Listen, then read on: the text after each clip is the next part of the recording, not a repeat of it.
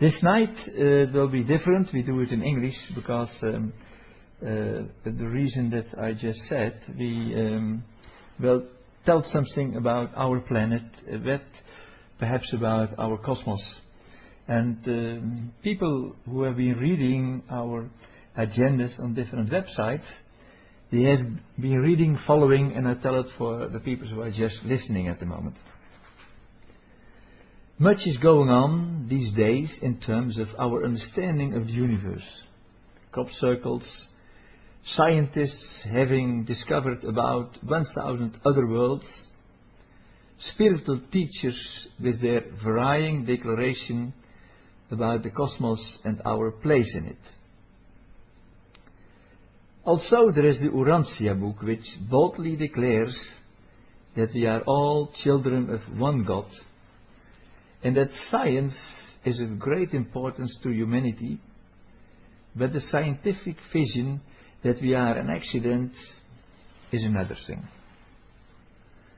We live in an exciting times, the 21st century, after an important prophet was here to do his remarkable thing.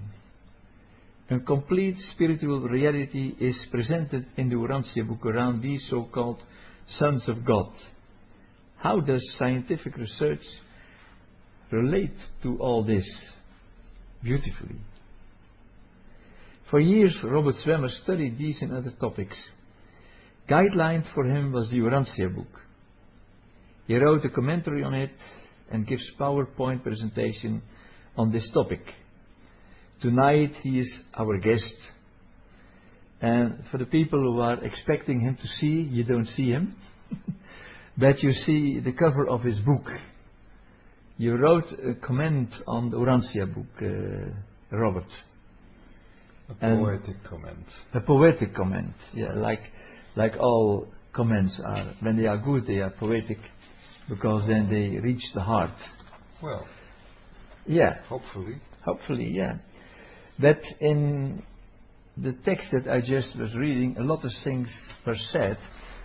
And one of the things is that you are studying the Urantia Book, and perhaps for the people who don't know anything about the Urantia Book, and for you it is the guideline nearly in your life, can you tell something about what you have been reading in it?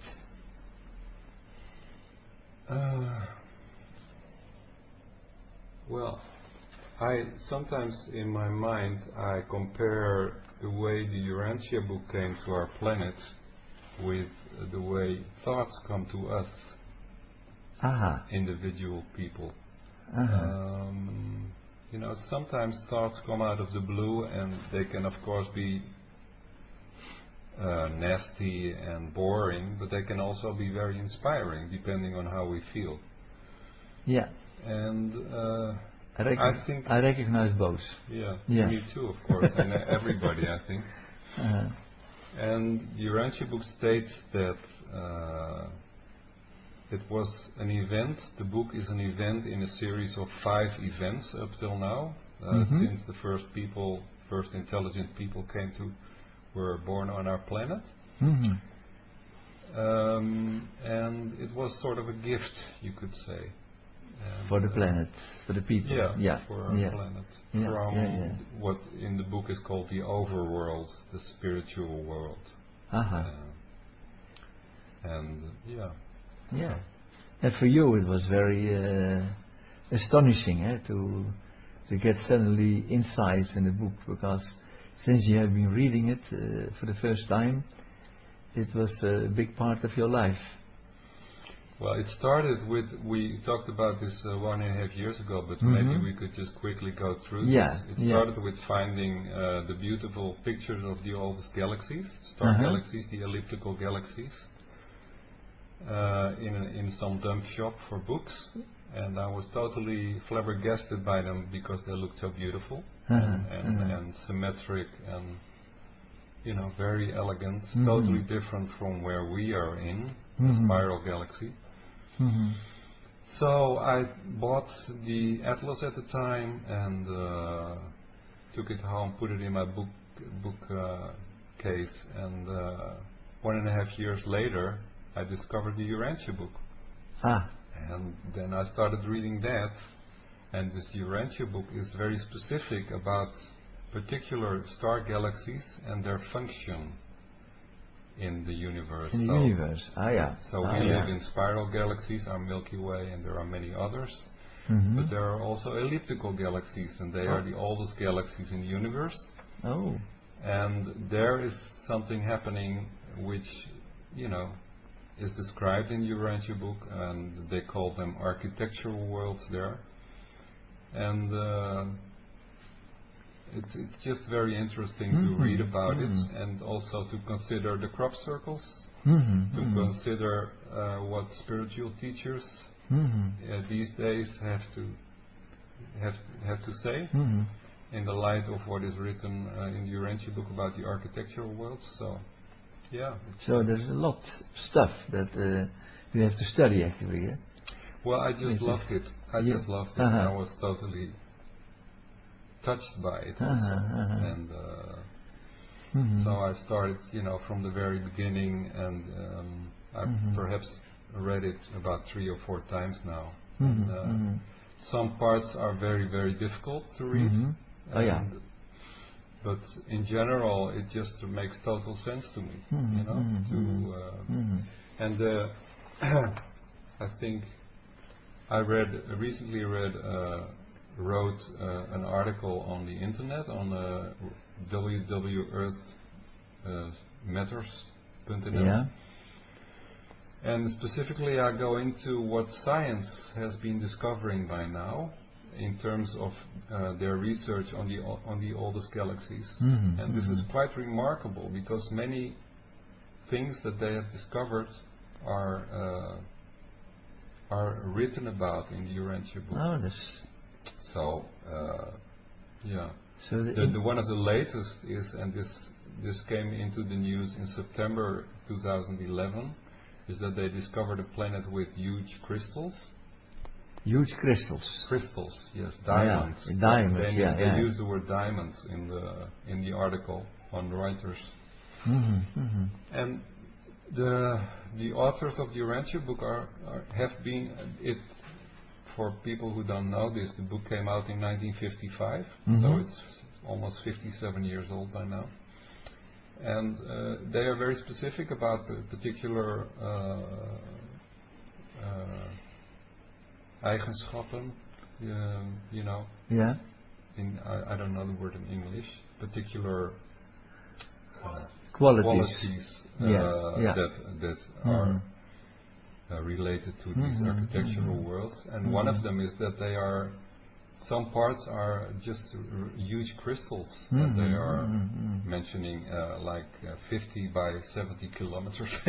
Jesus, it's quite. And it's just very. And they sort of serve as airports, and it's for the it's just very lovely. Yeah, you use a lot of times the word beautiful and being touched by. Yeah. Is the cosmos for you something beautiful? Well, I'm not saying that I'm, as a human being, completely out of trouble, but I love going once in a while to a silent spot close to where I live, and watch, the stars, and just wonder where are, just look at the Milky Way and particular patterns and Orion and all these beautiful constellations. Yeah. So yeah. And then you are touched by it, eh? Yeah. It's a totally new concept that our universe, and it's of course very contradictory to the universe that science is presenting. And I keep on telling people, I keep on writing, that I have huge respect for science, but their concept of that we have come out of a Big Bang and that we go into the very far future, we go towards an end by a big crunch, is not to be very excited about. No, especially not the crunch, because that's where we are going. No.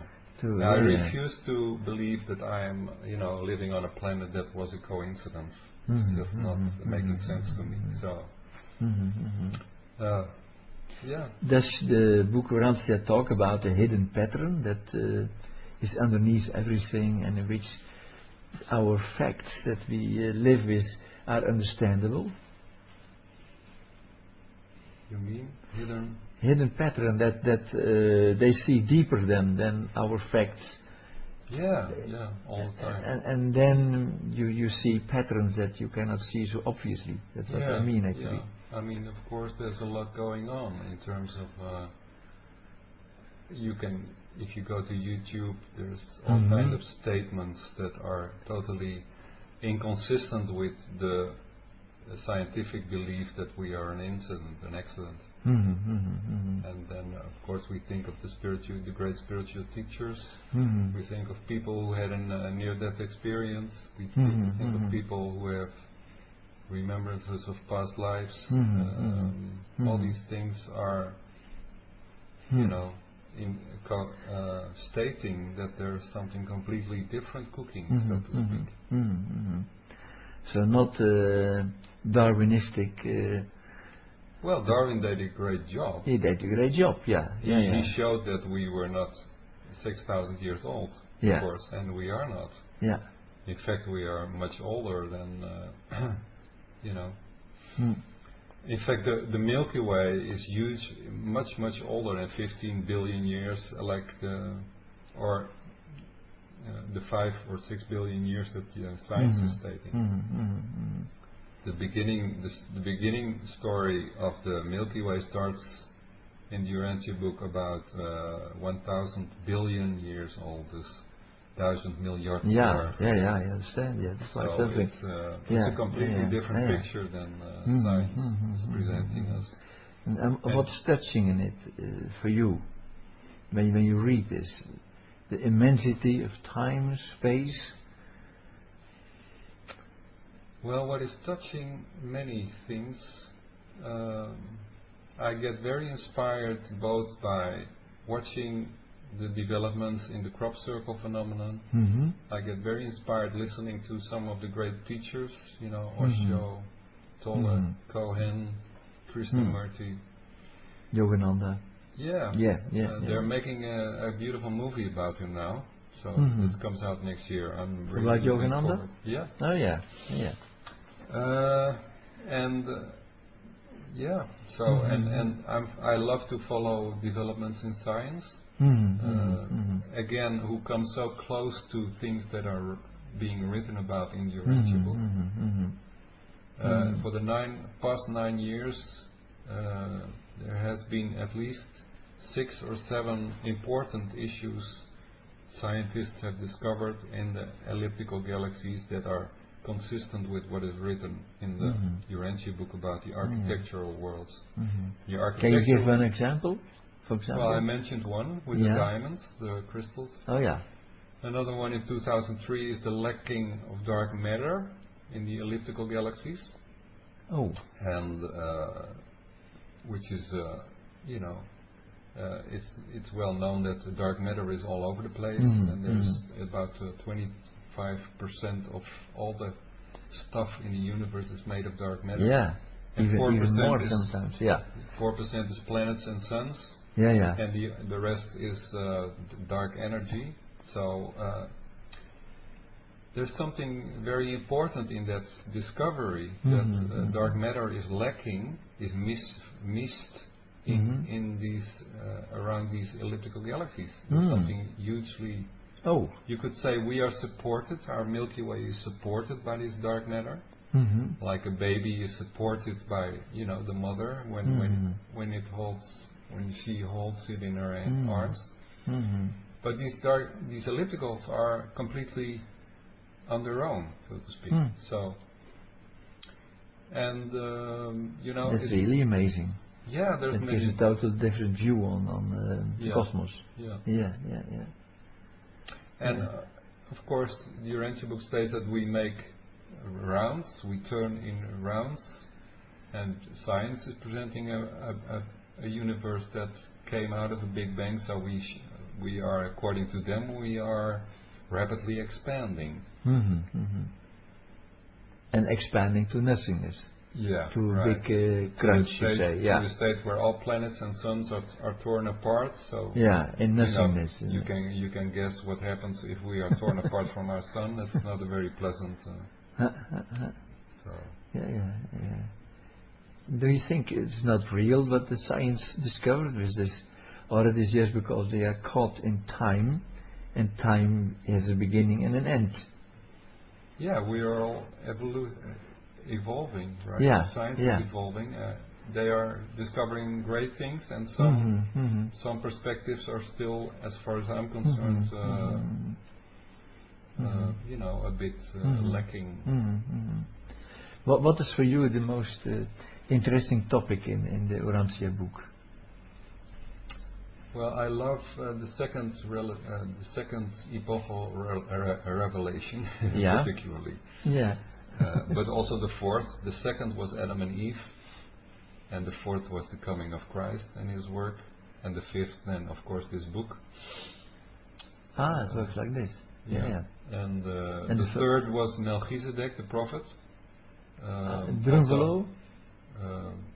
No, he was just called Melchizedek. He's mentioned in the Bible. also in the Old Testament.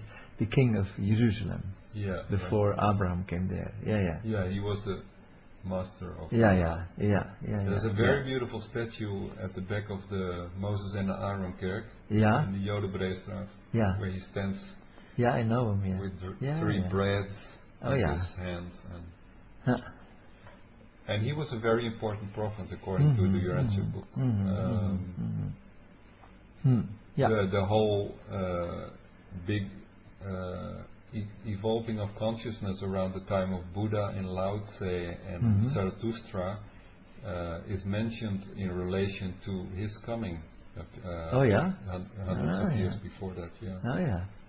But it was all around 500 before Christ. Yeah, but Melchizedek was then like even more 1400 years before. So it's like it gives you a kind of total view on the cosmos. And it's, of course, it's a bit heady, I feel I'm a philosopher. The Urantia Book calls philosophers like they are coordinators of ideas. I love that word. That's a good one. Yeah, that's how I see myself. And I like to, write about it, read about it, and that soon my second book of poems will be published. And probably in short term also a third book about the crop circles in relationship to the Urantia Book. Okay, can we go to the crop circles, for example? Yeah. Because we have seen now the beauty of the cosmos. How to say that? There is a kind of connection pattern that touches you. I feel when you talk a kind of harmonious feeling about the cosmos. It's of course the elegancy of the fact that they are here, and according to science, it's not possible that any intelligence could reach us, in year after year.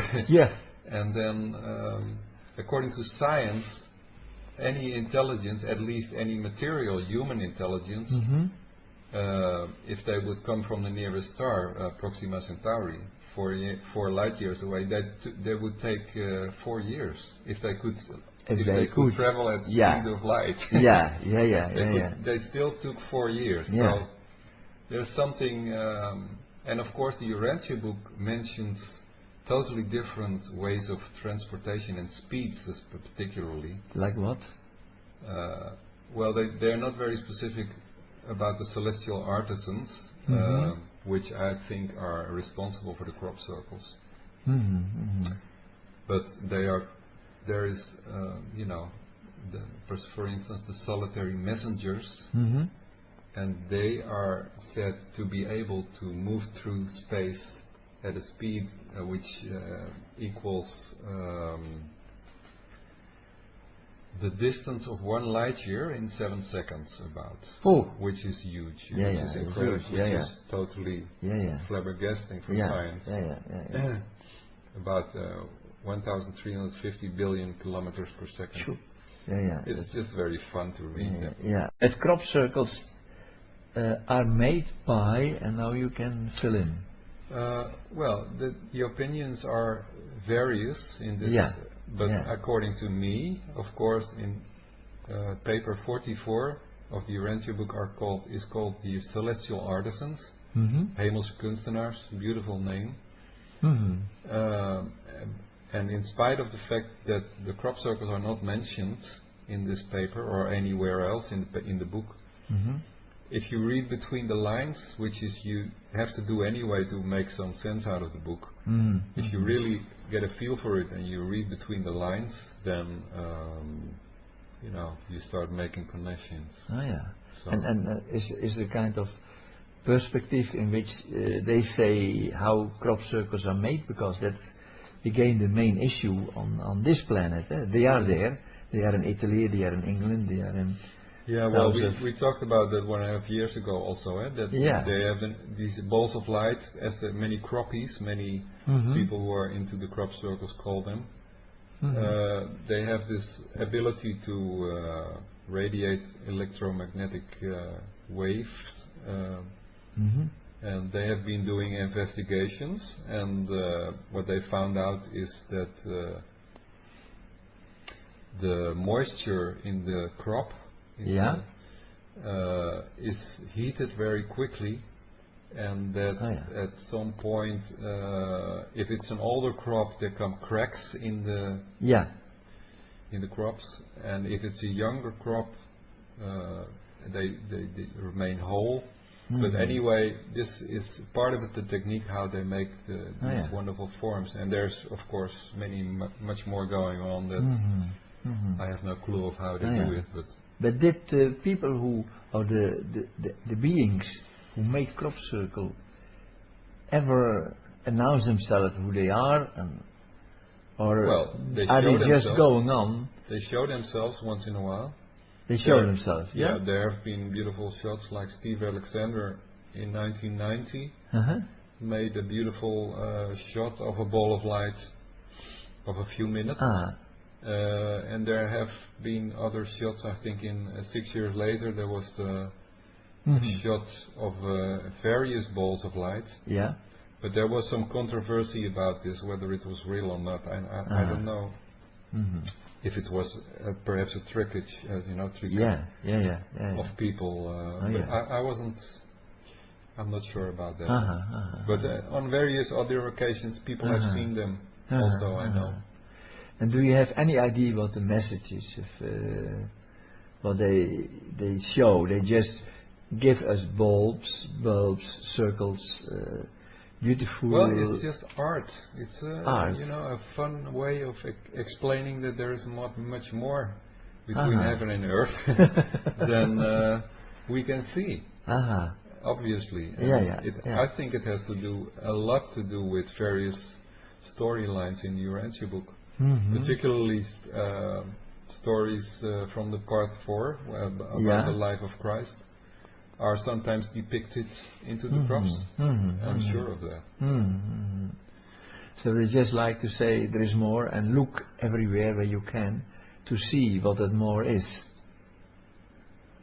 That's actually the message of Jesus too, and of Eckhart Tolle, and of all the it's just spiritual inspiration. To be light. I think to find the light in yourself, and to be playful, not too serious.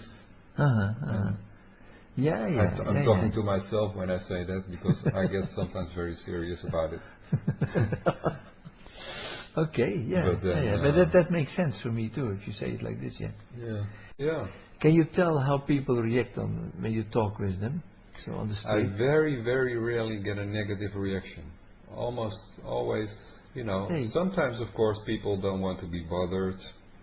Many people are positive. Also, when people say no, thank you, I remain friendly. That's the whole thing. I don't have to sell my books.